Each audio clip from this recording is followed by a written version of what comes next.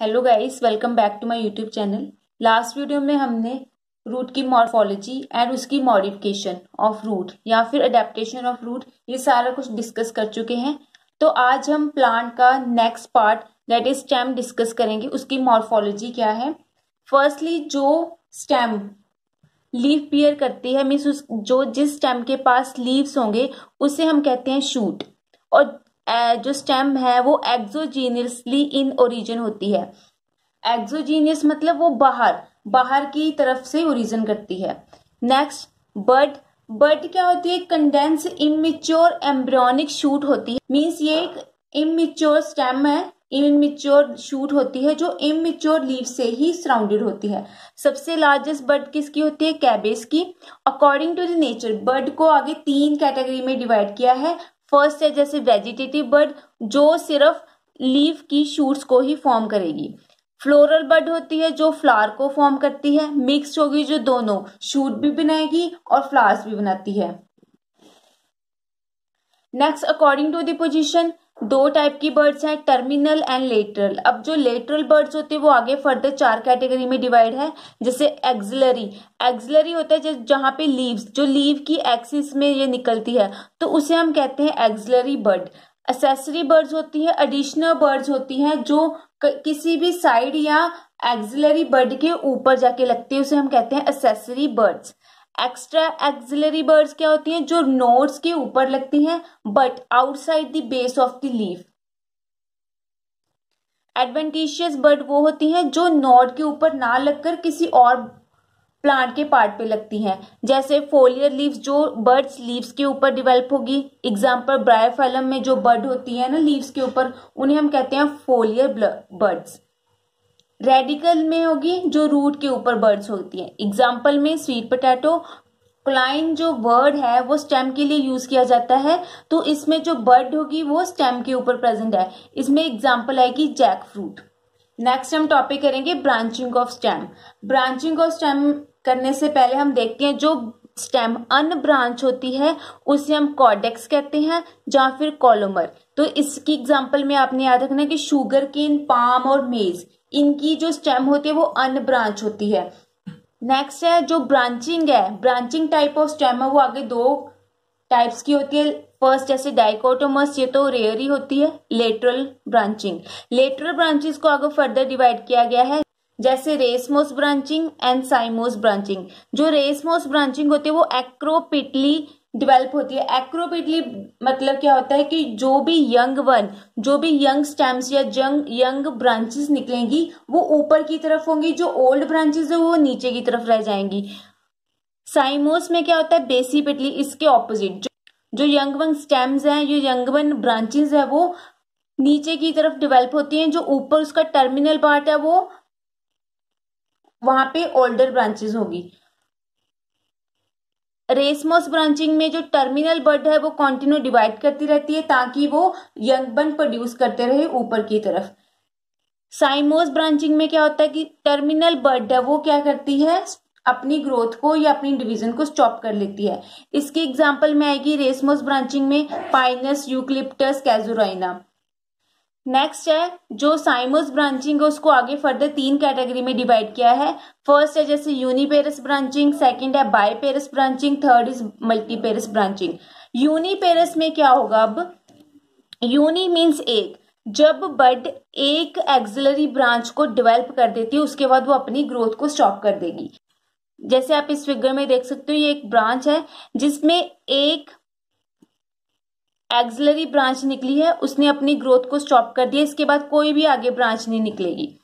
तो उसके आगे फर्दर फिर वो डिवाइड करेगी, मींस उसके पास एक सिंगुलर एक्सिलरी ब्रांच होके उसके बाद वो अपनी ग्रोथ को स्टॉप कर देती है। नेक्स्ट पॉइंट से क्या होगी?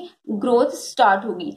तो इसके आगे फर्दर 2 टाइप्स के जैसे स्कॉर्पॉइड एंड हेलिकॉइड। स्कॉर्पॉइड में क्या होता है? जो ब्रांची वो आइदर साइड, दोनों साइड से चलती है। लाइक जैसे पहले इधर से ब्रांच निकल गई, फिर इधर मीन्स दोनों साइड से ब्रांचिंग चलती रहेगी। हेलिकॉइड में क्या होता है कि एक तरफ से ही ब्रांचेस चलती हैं, सिर्फ एक साइड ही ब्रांचेस निकलती रहेंगी और दूसरी साइड उसमें लीव्स होंगे, तो उसे हम कहते हैं हेलिकॉइड। बायपेरस में क्या होगा? बायपेरस में जब ये स्टेम दो ब्रांचेस को प्रोड्यूस कर लेती है तो उसकी जो बड है वो ग्रोथ करना स्टॉप कर देती है। नेक्स्ट फिर जैसे इस ब्रांच के पास उसने आगे दो निकाल ली ब्रांचेस, दो एक्सिलरी ब्रांचेस निकाल ली, इसमें भी उसने ग्रोथ को स्टॉप कर दिया। नेक्स्ट ब्रांच कहाँ पे निकलेगी, यहाँ पे निकलेगी दो, तो इसने अपनी ग्रोथ को स्टॉप कर दिया। नेक्स्ट फिर ऐसे ये ऐसे चलती रहेगी, दो दो मीन्स उसने दो एक्सिलरी ब्रांच करने के बाद अपनी ग्रोथ को स्टॉप कर देना है बर्ड ने। तो इसके एग्जाम्पल में याद रखना है विस्कम मिराबिलिस जालापा। मल्टीपेरस में क्या होगा कि एक ब्रांच ने जैसे 3-4 ब्रांचेस निकाल ली, उसके बाद उसने क्या किया, अपनी ग्रोथ को स्टॉप कर दिया।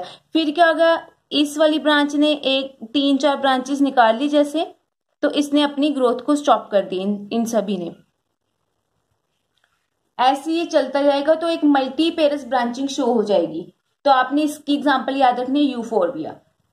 मेनली यूनिपेरस में ये पता लग गया है कि सिंगल एक्सिलरी ब्रांच के बाद अपनी ग्रोथ स्टॉप कर देगा, बायपेरस में दो एक्सिलरी ब्रांच करने के बाद, और मल्टीपेरस में 3-4 ब्रांचेस डेवलप करने के बाद वो अपनी बर्ड ग्रोथ स्टॉप कर देता है, मींस टर्मिनल बर्ड अपनी ग्रोथ स्टॉप कर देगा। नेक्स्ट टॉपिक करते हैं हम form of the stem. Cordtex क्या होती है, जो अनब्रांच होती है और इरेक्ट स्टेम होती है, उसे हम कहते हैं, उस स्टेम को हम कहते हैं कॉर्डेक्स। तो इसकी एग्जांपल में पाम आ गया। कल्म क्या होती है, वो वाली स्टेम जिसमें जो इंटरनोड होगी वो होलो होगी, अंदर से खोखली होगी।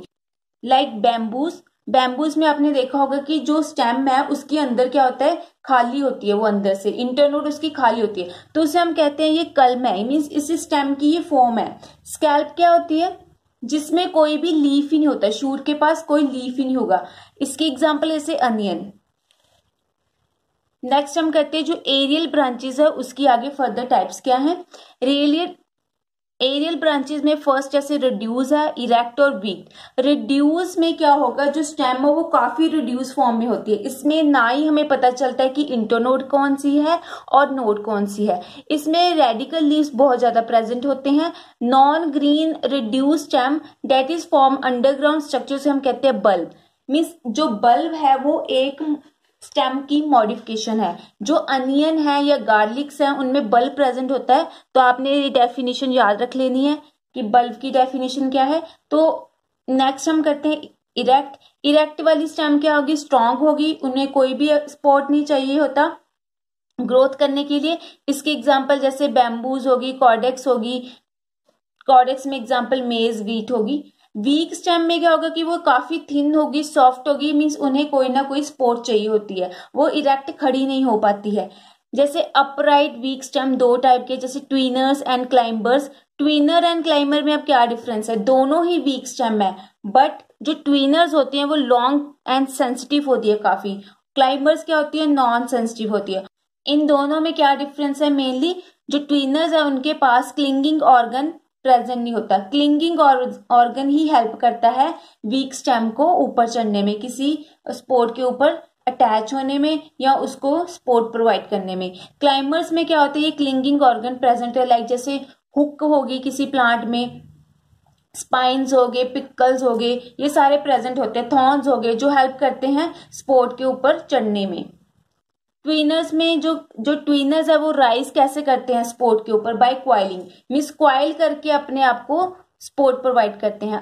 ये आगे दो टाइप के हैं, इंडिफरेंट जिसे हम सिनिक स्ट्रॉस भी कहते हैं, और डेक्स्ट्रोड।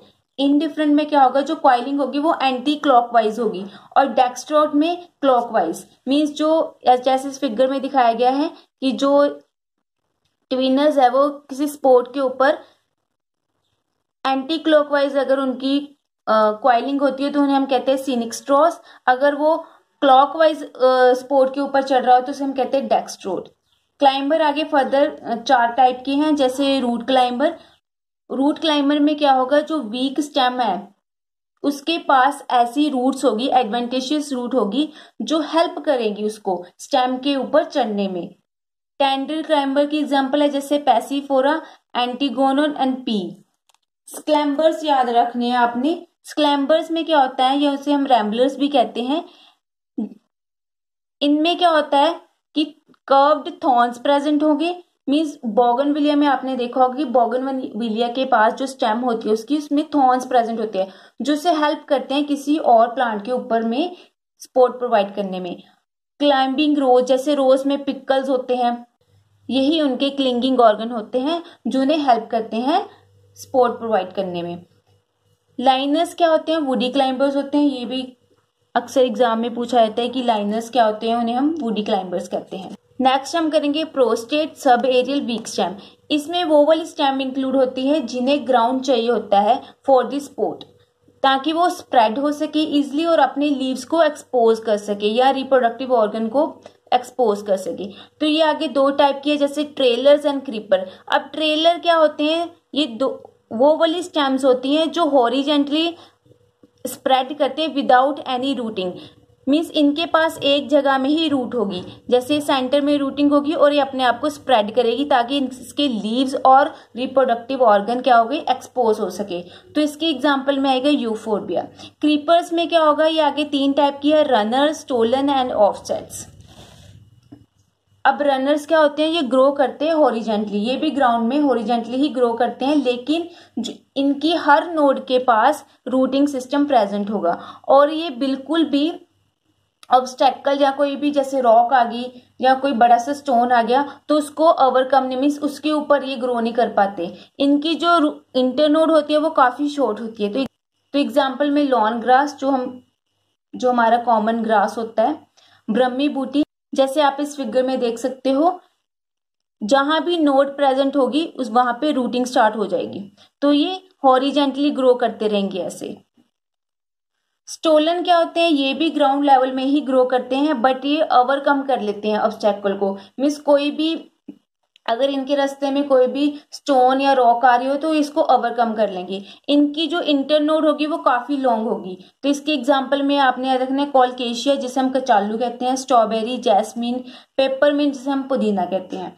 तो जैसे इस फिगर में दिखाया है कि जो स्टोलन है वो थोड़ा सा उभर के आएगा, मीन्स ऊपर की तरफ आएगा ताकि ये ओवरकम कर सके। अगर यहाँ पे कोई स्टोन आ रहा है तो उसके ऊपर इसने ग्रो कर जाना है। तो इसमें भी जो हर नोड पे रूटिंग होगी। ऑफसेट में क्या होगा कि ये एक ऐसी स्टेम है, ये एक ऐसा क्रीपर है जिसके पास सिर्फ एक ही इंटरनोड प्रेजेंट होगी। ये मेन डिफरेंस है इसमें। यहाँ भी काफी इंटरनोड प्रेजेंट हो सकती हैं और इसमें भी जैसे फिगर में दिखाया है कि इंटरनोड 1 2 3 4 इंटरनोड्स प्रेजेंट हैं, और जो ऑफसेट होता है उसमें एक ही इंटरनोड प्रेजेंट होगी और उसका जो प्लांट होगा वह रोस्टेड की फॉर्म में होगा। इसके एग्जाम्पल में जैसे पिस्टिया एंड इशॉर्निया, जैसे आप इसमें देख सकते हो कि ये एक प्लांट और दूसरा प्लांट है और इन दोनों के प्लांट के बीच में ऑफसेट है ये वाली। आई होप आपको सारा टॉपिक समझ में आ गया होगा। अगर कोई भी कंफ्यूजन भी रह गई हो तो आप कमेंट बॉक्स में जरूर पूछ सकते हो। तो थैंक यू सो मच।